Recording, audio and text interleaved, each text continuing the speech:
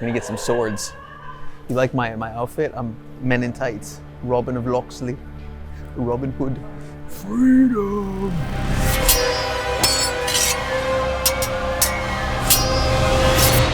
And that was the moment I knew I was screwed. Welcome to the Steel Ring. You've seen it in movies like Braveheart, but today I will be sword training in real life. Will I survive? Can I make it out alive? This is the manuscript that we follow. This is The Art of Combat, written by Joachim Meyer in 1570.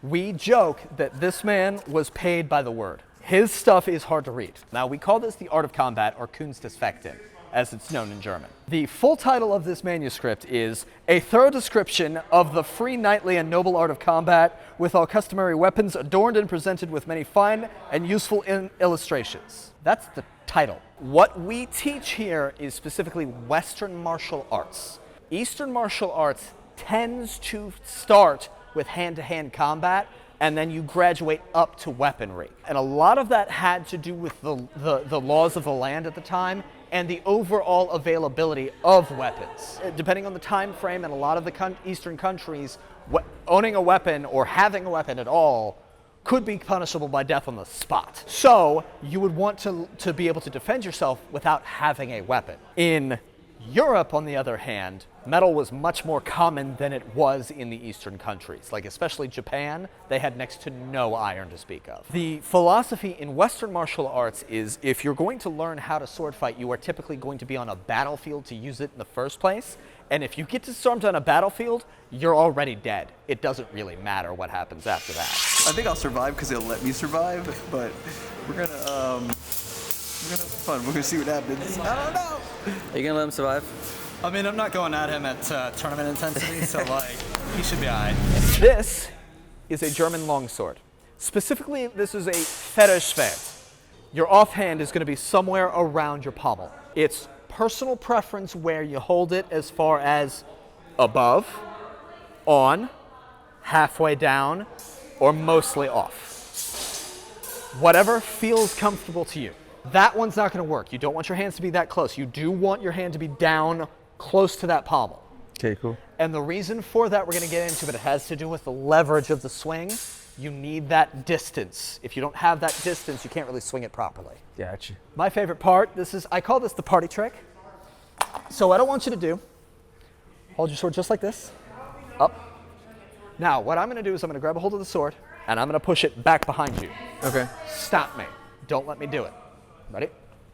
There we go. Yeah. Okay, cool. I'm gonna do it again. Okay. I'm gonna do it with one finger this time. Okay. No, don't bring it down. Oh, okay. Keep it up high. Okay, you want me to try to fight you this way? Yeah. All Keep right. it up high. Come on. Come on, man. Fight me. Stop me. Come on. Okay. I'm a weakling. All right. The farther away you get from the crossguard, the more work it takes to keep your sword in place when there's pressure applied against it. So when you're here, you're going to have a lot easier of a time resisting that hit than if they hit here. Someone hits you up here, they're going to blow your sword out of the way. The 4 primary stances, or guards. You're going to hold Vomtag up here. You want your crossguard above your head. And the reason for that is if someone is cutting at your head, you have the ability to guard and block your head. So you want to get that up.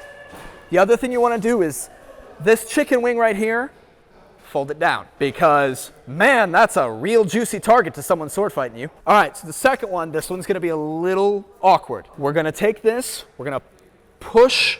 Does this feel awkward?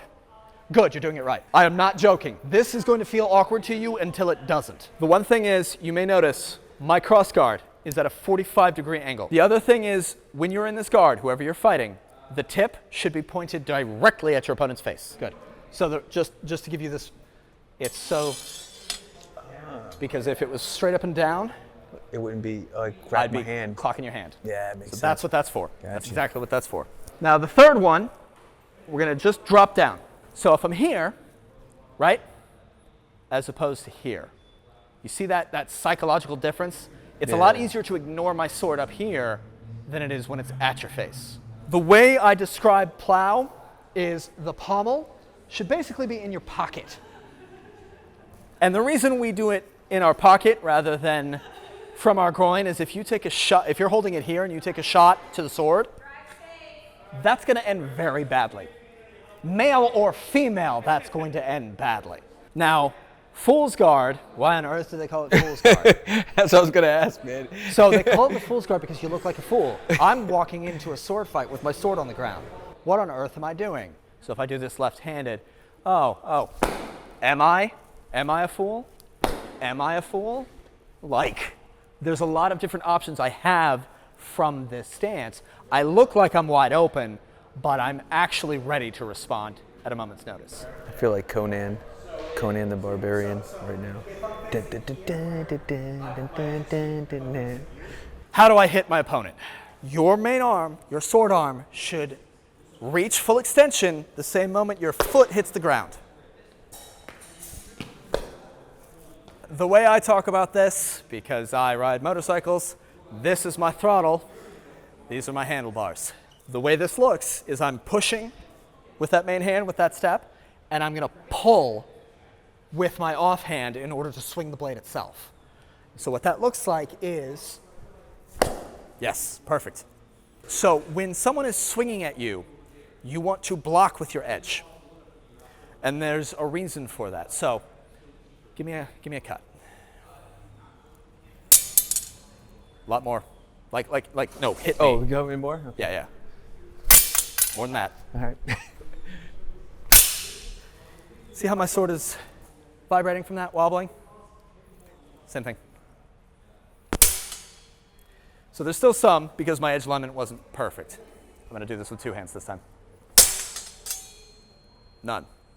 When my edge alignment is on, my sword won't bounce. The flex of this metal will make your sword legitimately bounce free, as opposed to catching it straight on, where your sword will actually absorb the impact rather than flex from it. You know, after all the training, I really feel like I'm catching on quick, picking up the moves, the flow, but now it's time to put these skills to the test. Can I beat the master? I got a little debriefing. Now we're gonna go over the full shebang. We're gonna go over the full thing.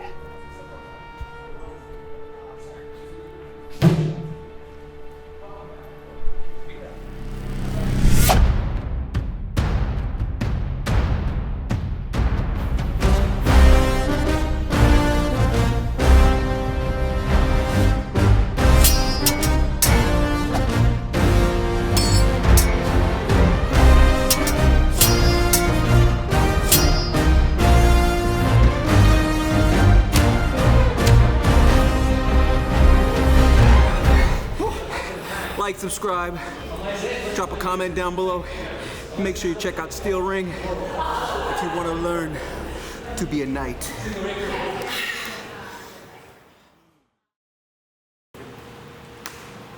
You feel it, but it's just like a vibrating. Fight the urge to flinch, because if you're in a fight, you want to be able to see what's going on. Death in the eye. Oh yeah, you can see the mask. Alright, I'm gonna go ahead and hit. Go for it. Because I've been tapping you so far. Remember, look death in the eye. Face reloaded. Oh wow. That was a solid hit. Yeah, you did pretty good. All right.